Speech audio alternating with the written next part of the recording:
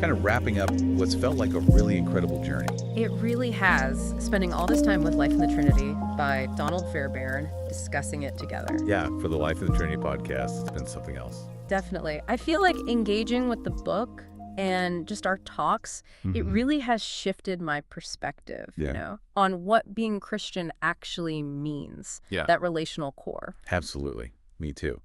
And since we finished the main series, wow, we've heard from so many of you great questions. Yeah, really thoughtful stuff. And one big question keeps popping up again and again. Which is? Where do we go next?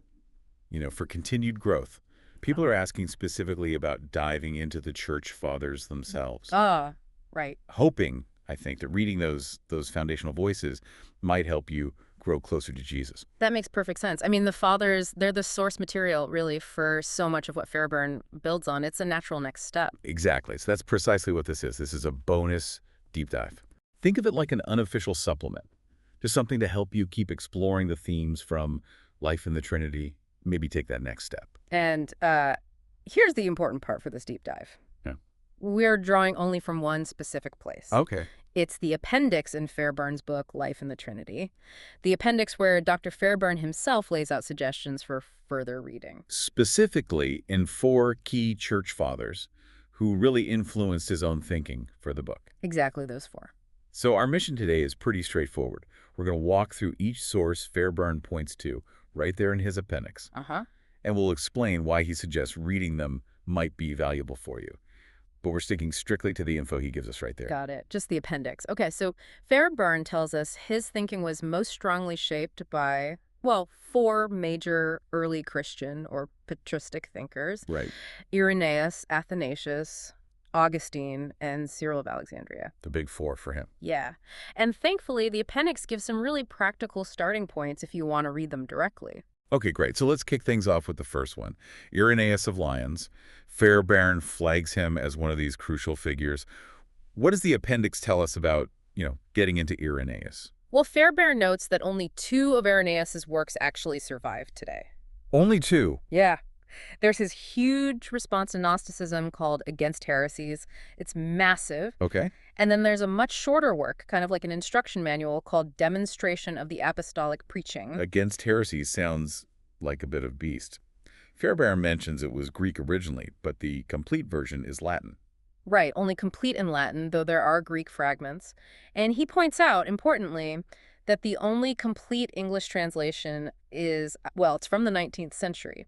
And he says it's pretty difficult to read, though he does note that Book 1 has a more recent translation available. So maybe not the easiest starting point then Against Heresies, if the main translation is that old and tough. Probably not the best entry point, no. But the Demonstration of the Apostolic Preaching, that's the one he highlights as shorter, more accessible. Okay. A much easier way to sort of get a handle on Irenaeus' thought.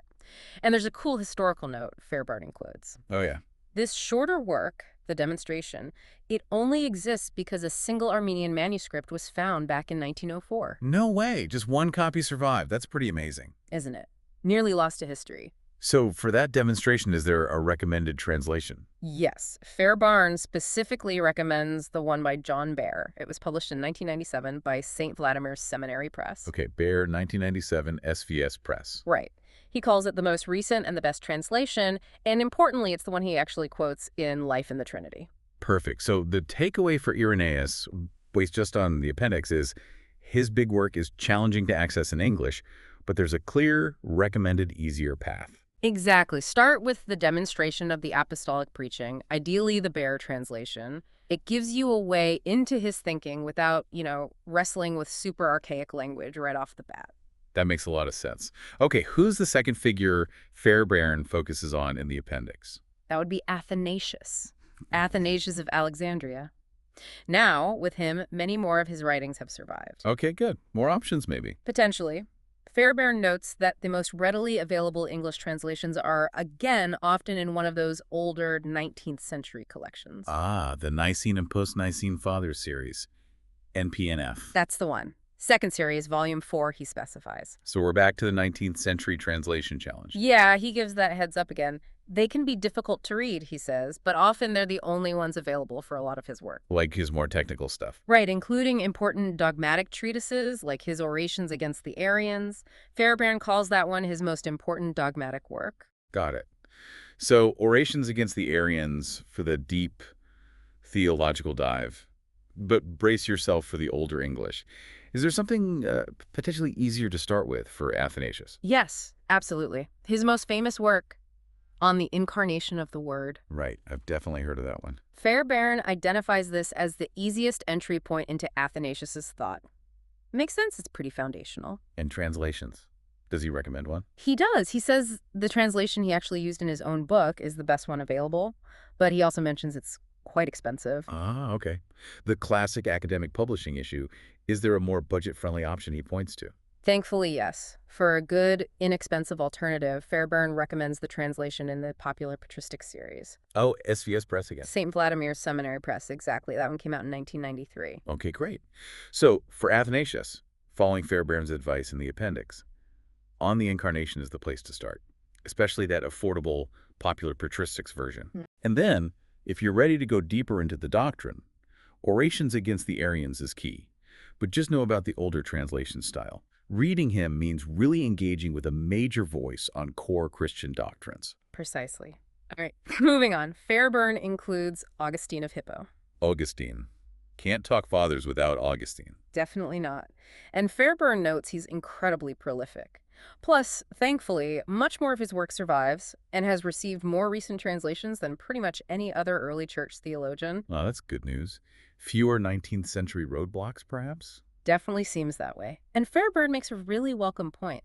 All the translations he quoted from Augustine in Life in the Trinity are readily available and reasonably priced. Okay, that's fantastic, especially if you're just starting out and building a library. So where does Fairbairn suggest someone begin with Augustine's huge output? He actually offers a few different entry points, depending on your interest, I guess. Well, there's these super famous confessions. He describes it as autobiographical, of course, but also a really deep reflection on the Christian life, psychology, his whole thought world. A classic for a reason. What else? Or you could start with shorter, more handbook-style works. He mentions the Enchiridion on Faith, Hope, and Love, which is like a brief guide to Christian theology. A little theology primer. Yeah. Or on Christian Doctrine, which is a short work focused on how to interpret the Bible and preach. Interesting. So different angles. Personal story and reflection, theology basics, or Bible study and communication. What about his really big, famous works? Right. For those ready for a more significant undertaking, Fairbairn mentions On the Trinity. Obviously central to Fairbairn's book. Exactly. And he notes it explores the Trinity partly by looking at the human mind as an image of God. Yeah. And then there's the monumental city of God. Whoa. Yeah, that's huge. He describes it as this sweeping view of history, seeing it as a conflict between two cities, the city of God and the city of man. And does the appendix list specific recommended translations for these, since you said there are good recent ones? Yes, it conveniently does. He notes there are many good ones, but he lists the specific ones he used. For Confessions, the Penguin edition by Pinecoffin. Okay. For the Enchiridion, the Gateway edition translated by Shaw. For On Christian Doctrine, the Macmillan one by Robert Sim. Got it. For the Trinity, the New City Press edition by Edmund Hill. And for City of God, the Penguin edition translated by Bettinson. Wow. Okay. Very specific and helpful. So the picture Fairbairn paints of Augustine is, well, one of immense breadth, covering life, theology, history, scripture, but also, crucially for the reader, accessibility. Right, because of the available translations. Exactly. Lots of entry points, readily available modern translations. He presents Augustine as this foundational figure you can realistically start reading today. Okay, that's really encouraging. Which brings us to the fourth figure Fairbairn discusses. Right, the last one. Cyril of Alexandria. And Fairbairn gives us a bit of a heads up here, doesn't he? He does. He says straight up that Cyril is, and I quote, by far the least accessible of the four fathers he focuses on. Okay. Good to know going in. Why is that? Well, he explains that Cyril was somewhat neglected in the 20th century. He often wasn't included in those standard translation sets like the NPNF we mentioned. Ah, so just fewer translations floating around. Historically, yes. But Fairbairn adds an important note. More translations have become available more recently. Scholars are recognizing just how important Cyril was, so there's more effort now. Okay, so it's getting better. But since direct access might still be tricky, What's the recommended approach according to the appendix? How do you start with Cyril? Fairburn actually suggests starting with secondary works. Books about Cyril. Yeah, specifically scholarly books that include helpful introductions to his thought and also provide translations of important texts or excerpts. It's like a guided tour. That sounds like a smart strategy for someone less accessible. Does he name any specific ones? He lists three: St. Cyril of Alexandria, The Christological Controversy by John McGuckin, Cyril of Alexandria, edited by Norman Russell, and St. Cyril of Alexandria. Select Letters, edited by Lionel Wickham. Okay, so McGuckin, Russell, Wickham. Starting with the scholars to get your bearings. Right. Get an introduction and some key translated bits together. Are there any shorter works by Cyril himself that Fairbairn mentions are available, maybe in paperback? Yes, the appendix points to two shorter works that came out of those big Christological controversies, the debates about who Jesus Christ is. Okay. One is called On the Unity of Christ, and there's a translation by McGuckin available. The same scholar he recommended for the secondary work. Convenient. Yeah. And the other is Against Those Who Are Unwilling to Confess That the Holy Virgin is Theotokos. Theotokos meaning God-bearer or mother of God. A really key term in those debates about Mary and Jesus' divinity. Exactly. And Fairbairn notes there's a translation of that by George Dragas. So those two offer more direct access to Cyril's thinking on Christology. But what about his most important work? Does Fairbairn mention that? He does. According to Fairbairn, Cyril's most significant contribution is his massive commentary on John. A commentary on John's Gospel. Yes, and Fairbairn doesn't mince words. He calls it surely one of the greatest theological commentaries ever written. Wow. High praise indeed. Yeah. One of the greatest ever. Yeah. That sounds like something you'd want to read if you're serious about going deeper. Right? Absolutely. But here comes the big caveat Fairbairn gives. And it's a strong one. Uh-oh. The only complete English translation currently available is, in his words, extremely archaic. Ah. Back to the 19th century again? He sounds like it. Yeah. He emphasizes that studying this commentary is not for the faint of heart, but the rewards are great. Not for the faint of heart. He even adds that this old translation has been reprinted, but, quote, alas, not revised. Oh, dear. So no updates to the language. Apparently not. So the summary for Cyril, based on the appendix, he's presented as less accessible than the others, especially that monumental commentary on John, which means tackling a very old, difficult translation. Right. However, Fairbairn clearly thinks he's highly important, particularly for understanding Christology, and he does offer those pathways in through secondary works or their shorter translated pieces. So engaging Cyril sounds like a significant step, maybe more of a project, but one Fairbairn clearly believes offers deep rewards if you're willing to put in the effort. Exactly. A challenge, but potentially a very fruitful one. Okay, so here's where it gets really interesting, I think. We started this whole deep dive because you, listening, asked that question. Where do I go next for growth? Right. How can reading the Church Fathers maybe help me grow closer to Jesus? Yeah. And what we've just walked through is basically Fairbairn, in his own appendix, giving practical, specific suggestions.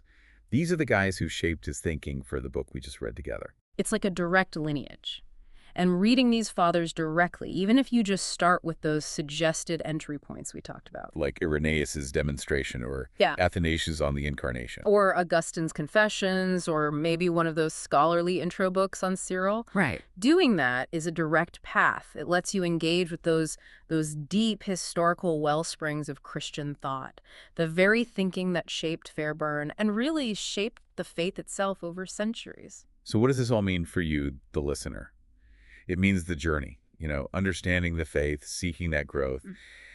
It doesn't have to stop just because we finished the main discussion of life in the Trinity. Not at all. The original sources themselves, the voices of these foundational church fathers, they're out there. They're available. And based on Fairbairn's own guidance right here in the appendix, reading them can absolutely guide you deeper into understanding theology. And, just like you were hoping, potentially closer to Jesus, by connecting you directly with that incredible historical depth of the Christian faith. Which I think raises a really important question for reflection. How might engaging directly with these ancient voices, reading their actual words, wrestling with their context, seeing their insights, and maybe even their struggles, how might that reshape your own understanding and your own practice of faith today? That's a great question to sit with. Well, we really hope this bonus deep dive has given you some concrete ideas, maybe even the start of a reading list for continuing your own exploration. Yeah, absolutely.